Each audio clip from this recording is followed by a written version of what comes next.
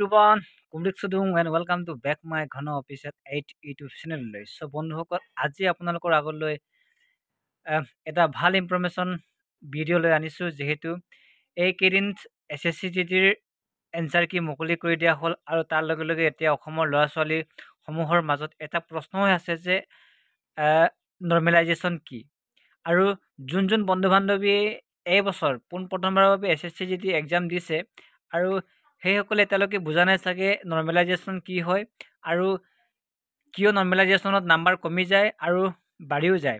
চ' আপোনালোকক মই video' example সহকাৰে আপোনালোকক বুজাবলৈ চেষ্টা কৰিম। চ' ভিডিঅ'টো যোন বন্ধু বান্ধৱী মোৰ চেনেলৰ প্ৰথমবাৰৰ বাবে ভিজিট কৰিছে চ' মোৰ চেনেল ছাবস্ক্ৰাইব কৰি দিব আৰু বেল আইকনটো টিপি দিব যাতে এনেকুৱা ইনফৰমেশ্যন ভিডিঅ'সমূহ আপোনালোকৰ আগত প্ৰভাইড কৰাৰ লগে লগে আপোনালোকে নিশ্চয় দেখিবলৈ পায়। চ' ভিডিঅ'টো ষ্টাৰ্ট কৰোঁ। ওপৰত ভিত্তি কৰি আপোনালোকক নৰ্মেলাইজেশ্যনৰ নাম্বাৰ বঢ়াইও দিয়া যায় আৰু কিছুমানৰ কাটি দিয়া যায় আৰু যিহেতু SSCGTত আকিটা প্ৰশ্নত এই আকিটা প্ৰশ্নত আপুনি কেইটা এটেম্প কৰিছে সেইটো চাব পোনপ্ৰথমে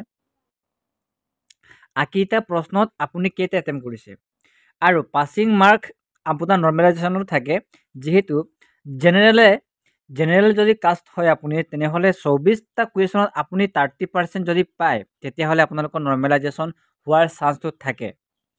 যদি 24টা কুৱেশ্যনত যদি আপুনি 30% যদি নাপায় তেনেহ'লে আপোনালোকে নৰ্মেলাইজেশ্যন পোৱাৰ চান্স একেবাৰে নাথাকে। আৰু OBC EWS 20টা যদি কুৱেশ্যনত আপোনালোকে যদি 25% যদি পাইছে তেনেহ'লে আপোনালোকে নৰ্মেলাইজেশ্যন পোৱাৰ যোগ্য হ'ব। যদি আপোনালোকে 20টা কুৱেশ্যনত যদি 25 নম্বৰ যদি পোৱা নাই তেনেহ'লে আপোনালোকে নৰ্মেলাইজেশ্যন নাপাব। আৰু অল আদাৰ কেটেগৰী যদি ST SC এইসমূহ যদি 60টা যদি কুৱেশ্যনত যদি আপুনি 20% যদি পাইছে তেনেহ'লে আপোনালোকে নৰ্মেলাইজেশ্যন পোৱাৰ চান্সটো থাকে। যদি 20% যদি 16টা কুৱেশ্যনত যদি 20% যদি নাপায় তেনেহ'লে নৰ্মেলাইজেশ্যনৰ চান্সটো আপোনালোকৰ একেবাৰে নাথাকে। আৰু নৰ্মেলাইজেশ্যন কি হয় বুলি ক'লে যিকোনো শ্বিফ্টৰ আপোনালোকে এক্সাম্পল আপোনালোকৰ যিকোনো শ্বিফ্ট এটা শ্বিফ্টত আপোনালোকে নিশ্চয় জানে 80টা প্ৰশ্ন থাকে। এই 80টা প্ৰশ্নত কি হ'ল বন্ধুসকল চ' বন্ধুসকল এতিয়া আপোনালোকক মই উদাহৰণ দি আপোনালোকক বুজাবলৈ চেষ্টা কৰিম। যিহেতু আপোনালোকে নিশ্চয় জানে SSCGTত মুঠ 80টা প্ৰশ্ন থাকে আৰু এই 80টা প্ৰশ্নত 40 নম্বৰ অহজ থাকে 40 নম্বৰ যিটো 40 নম্বৰ অহজ আৰু 20 নম্বৰ মেডিয়াম আৰু 20 নম্বৰ কঠিন থাকে। ধৰি লোৱা উদাহৰণ হিচাপে এটা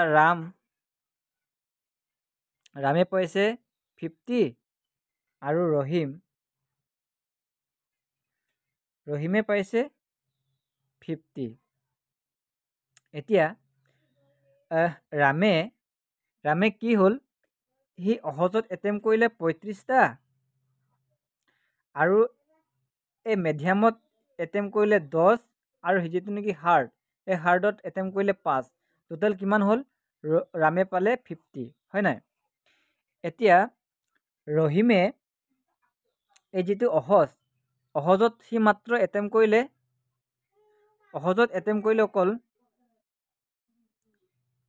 25 আৰু ইয়াত এটেম্প কৰিলে 10 আৰু যিটো নেকি এই হাৰ্ডত সি এটেম্প কৰিলে 15 এতিয়া কি হ'ল ৰাম আৰু ৰহিমে নাম্বাৰটো একে পাইছে 50-50 পাইছে কিন্তু ৰহিমে হাৰ্ডত বেছি এটেম্প কৰিছে আৰু অহজত কমকৈ এটেম্প কৰিছে। কিন্তু কি হ'ল ৰহিমৰ যিটো নেকি নৰ্মেলাইজেশ্যন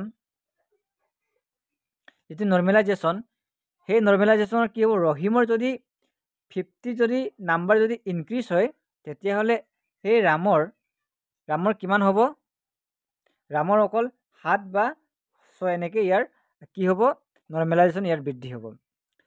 এতিয়া কেনেকৈ বৃদ্ধি হ'ব আপোনালোকে নিশ্চয় গম পালে। আৰু এতিয়া কি হ'ল কেনেকৈ নাম্বাৰটো নৰ্মেলাইজেশ্যন কেনেকৈ নাম্বাৰটো কাটি দিয়া যায়, মানে কম কম হৈ যায়। চ' যদি ৰামে যদি সেই অহজ প্ৰশ্ন যদি 5টা যদি নেগেটিভ মাৰ্ক খাইছে আৰু কি হ'ল এই যিটো নেকি ৰহিমে খাইছে অকল 2টা নেগেটিভ মাৰ্ক খাইছে, ঠিক আছে। আৰু কি হ'ল যিটো নেকি হাৰ্ডত কিন্তু কি হ'ল ৰামতকৈ কি ৰহিমে বেছি নেগেটিভ মাৰ্ক খাইছে 5, আৰু সি পাইছে ৰামে খাইছে অকল নেগেটিভ মাৰ্ক পাইছে কিমান হ'ল নেগেটিভ মাৰ্ক সি হাৰ্ড পাইছে 2। তথাপিও কি হ'ব ৰহিমতকৈ ৰামেহে কিন্তু কি হ'ব নেগেটিভ মাৰ্ক বেছি পোৱাৰ চান্সটো থাকে, কাৰণ অহজত যিটো নেকি অহজ প্ৰশ্নত সি নেগেটিভ মাৰ্ক বেছি পাইছে, আৰু কি হ'ল ৰামে নেগেটিভ মাৰ্ক কমকে পাইছে অহজত, সেইবাবে কি হ'ল ৰহিমতকৈ ৰামে নেগেটিভ মাৰ্ক পোৱাটো চান্সটো বেছি। আৰু নৰ্মেলাইজেশ্যন নাম্বাৰ বৃদ্ধি কাৰ হ'ব ৰামতকৈ ৰহিমৰ হ'ব, কাৰণ ৰহিমে হাৰ্ড কুৱেশ্যন হয় সেই কঠিন প্ৰশ্নত সি বেছি এটেম্প কৰিছে। চ' আজি আপোনালোকক সেয়ে আছিলে SSC GT নৰ্মেলাইজেশ্যন কেনেকেনো কৰা হয় সেই ওপৰত আপোনালোকক ভিত্তি কৰি অলপমান থুলমূলকৈ মই বুজাবলৈ চেষ্টা কৰিলোঁ। চ' যদি আপোনালোকে আই হোপ বুজি পালে বুলি ভাবিলোঁ, আৰু যদি ভিডিঅ'টো আপোনালোকে চাই ভাল লাগিলে তেনেহ'লে মোৰ ভিডিঅ'টো লাইক, শ্বেয়াৰ আৰু ছাবস্ক্ৰাইব কৰি দিব। চ' বাই বাই, এনেকুৱা ভিডিঅ' লৈ অনাৰ প্ৰতিশ্ৰুতিৰে আজিলৈ বিদায় মাগিছোঁ। জয় আই অসম।